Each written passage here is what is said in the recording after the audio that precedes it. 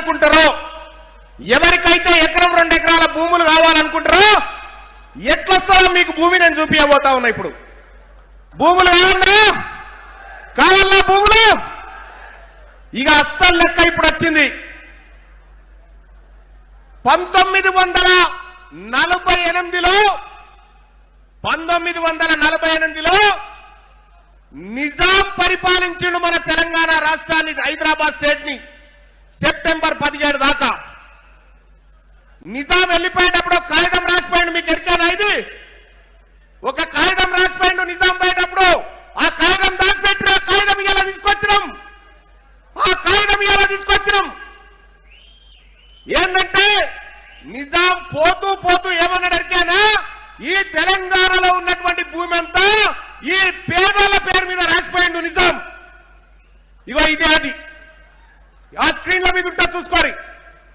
నిజాం పోతూ పోతూ ఈ భూములు, ఈ తెలంగాణ రాష్ట్రంలో ఉన్నటువంటి భూములన్నింటినీ ఈ బీసీల పేరు మీద, ఈ ఎస్సీల పేరు మీద, ఎస్టీల పేరు మీద రాసిపోయిండు.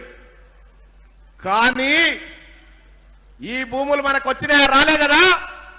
ఎందుకు రాలేదో తెలుసా?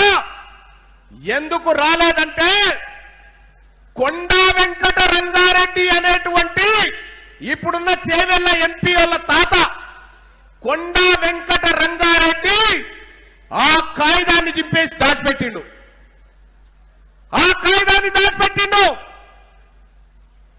మనకు రావాల్సిన భూ కాగితాలను చింపేసిండు కొండా వెంకట రంగారెడ్డి.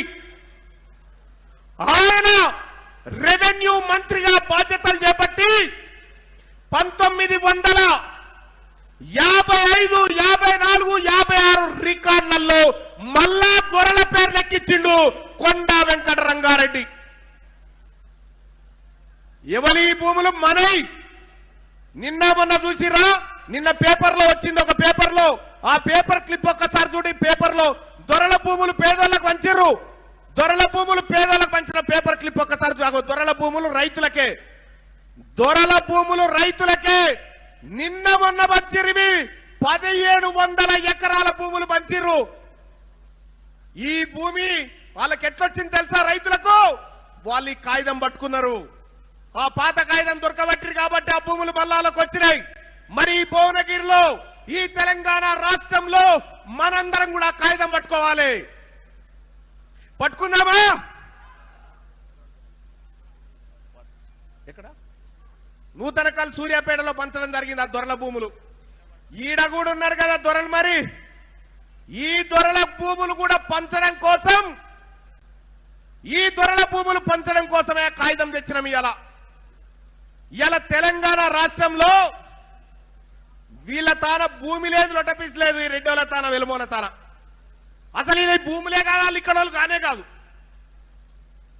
ఇలా 1949లో నిజాం రాసిపోతే దాన్ని దాచిపెట్టిన దొంగల ముఠ ఈ రెడ్డి రెవెన్యూ మంత్రులు దాచిపెట్టిరు. దాన్ని 1948 నుంచి ఇదే దొంగతనం చేసిరు. ఆఖరికి పివి నరసింహారావు గారు దేవునటువంటి మనిషి, ఆయన ఏం చేసిందంటే, అరే ఇల్లు రెడ్డిలు కలిసి కాగితం దాచిపెట్టిరా, ఈ సూదరుల కాగితం, మళ్ళా వాళ్ళ కాగితం వాళ్ళకి ఇస్తా అని చెప్పి ల్యాండ్ సీలింగ్ యాక్ట్ తీసుకొచ్చిండు. ల్యాండ్ సీలింగ్ యాక్ట్ తీసుకొచ్చి ఈ పేదలకు మళ్ళా భూములు ఇస్తా అని పెడితే అప్పుడు వీళ్ళు ఏం చేసిరు తెలుసా? అసెంబ్లీలో బిల్లు పాస్ కాకుండా రెడ్డి వాళ్ళంతా అడ్డుకున్నారు. అప్పుడు మన ముదిరాజు బిడ్డ జగన్నాథరావు మన భూములు మనకు దక్కాలని ఆ బిల్లు పాస్ చేయించడం జరిగింది. ఇలా ఇనాం భూములను ఉన్నాయా? పొరంబుక్కు భూములను లేవా? అలా పొరంబక్కు భూములు ఎక్కడి అంటే అప్పుడు పివి నరసింహారావు గారు బిల్లు పాస్ చేస్తే ముదిరాజు బిడ్డ వంచితొచ్చిన భూములు అవన్నీ ఇదివరకు రెడ్ల చేతుల్లో, దొరల చేతుల్లో ఉండే. ఆ భూములన్నింటినీ తిరిగి మళ్ళీ ప్రజలకు పంచడం కోసమే తెలంగాణ రాజ్యాధికార పార్టీ పుట్టింది.